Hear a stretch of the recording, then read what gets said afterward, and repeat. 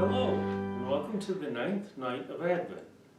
Tonight we will be reading chapter 9 of Luke. Jesus sends out the 12 apostles. And he called the 12 together and gave them power and authority over all demons and to cure diseases.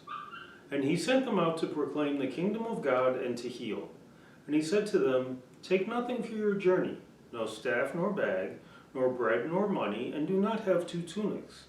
And whatever house you enter, stay there, and from there depart. And wherever they do not receive you, when you leave that town, shake off the dust from your feet as a testimony against them." And they departed and went through the villages, preaching the gospel and healing everywhere.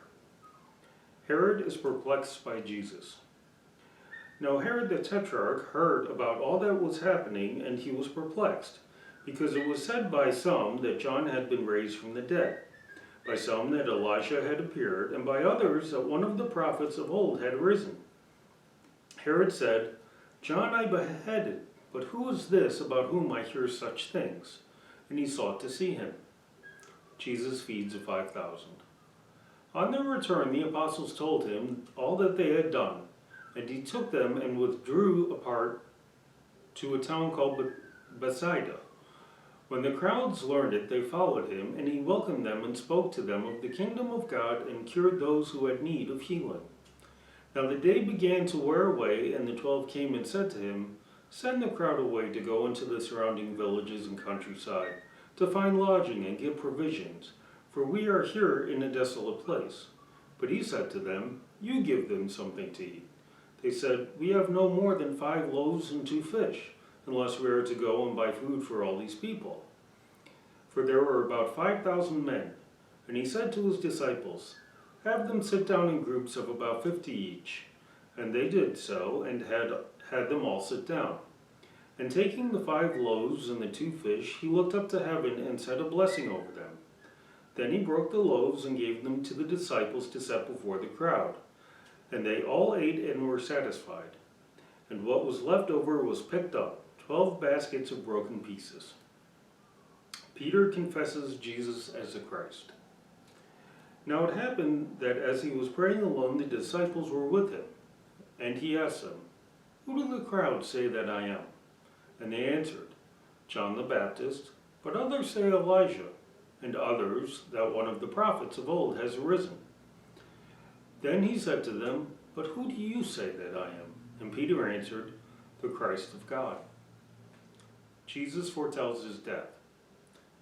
And he strictly charged and commanded them to tell this to no one, saying, "The Son of Man must suffer many things and be rejected by the elders and chief priests and scribes and be killed, and on the 3rd day be raised. Take up your cross and follow Jesus." And he said to all, "If anyone will come after me, let him deny himself and take up his cross daily and follow me.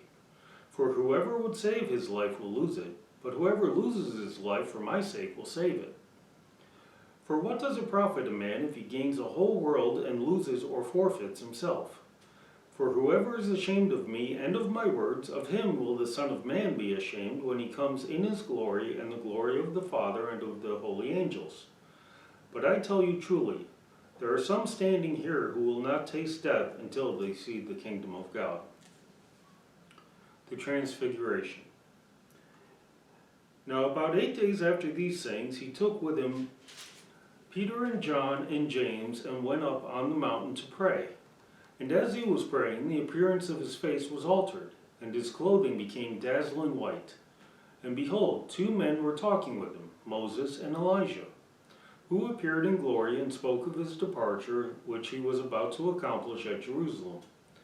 Now Peter and those who were with him were heavy with sleep, but when they became fully awake, they saw his glory and the 2 men who stood with him. And as the men were parting from him, Peter said to Jesus, "Master, it is good that we are here. Let us make 3 tents, one for you, and one for Moses, and one for Elijah," not knowing what he said. As he was saying these things, a cloud came and overshadowed them, and they were afraid as they entered the cloud. And a voice came out of the cloud saying, "This is my Son, my chosen one. Listen to him." And when the voice had spoken, Jesus was found alone. And they kept silent and told no one in those days anything of what they had seen. Jesus heals a boy with an unclean spirit. On the next day, when they had come down from the mountain, a great crowd met him. And behold, a man from the crowd cried out, "Teacher, I beg you to look at my son, for he is my only child." And behold, a spirit seizes him, and he suddenly cries out. It convulses him so that he foams at the mouth and shatters him, and will hardly leave him. And I begged your disciples to cast it out, but they could not. Jesus answered, "O faithless and twisted generation, how long am I to be with you and bear with you? Bring your son here." While he was coming, the demon threw him to the ground and convulsed him. But Jesus rebuked the unclean spirit and healed the boy and gave him back to his father. And all were astonished at the majesty of God. Jesus again foretells his death. But while they were all marveling at everything he was doing, Jesus said to his disciples, "Let these words sink into your ears. The Son of Man is about to be delivered into the hands of men." But they did not understand the saying, and it was concealed from them so that they might not perceive it, and they were afraid to ask him about the saying. Who is the greatest? An argument arose among them as to which of them was the greatest. But Jesus, knowing the reasoning of their hearts, took a child and put him by his side, and said to them, "Whoever receives this child in my name receives me, and whoever receives me receives him who sent me. For he who is least among you all is the one who is great. Anyone not against us is for us." John answered, "Master, we saw someone casting out demons in your name, and we tried to stop him because he does not follow with us." But Jesus said to him, "Do not stop him, for the one who is not against you is for you." A Samaritan village rejects Jesus.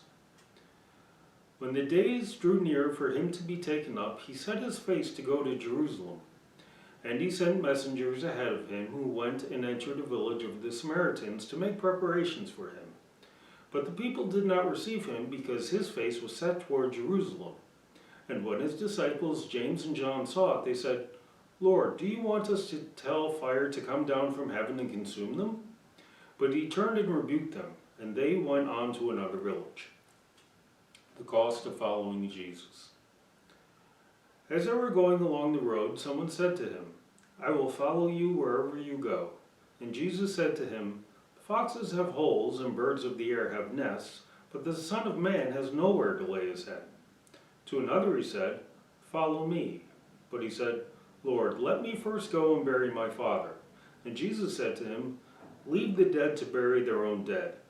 But as for you, go and proclaim the kingdom of God."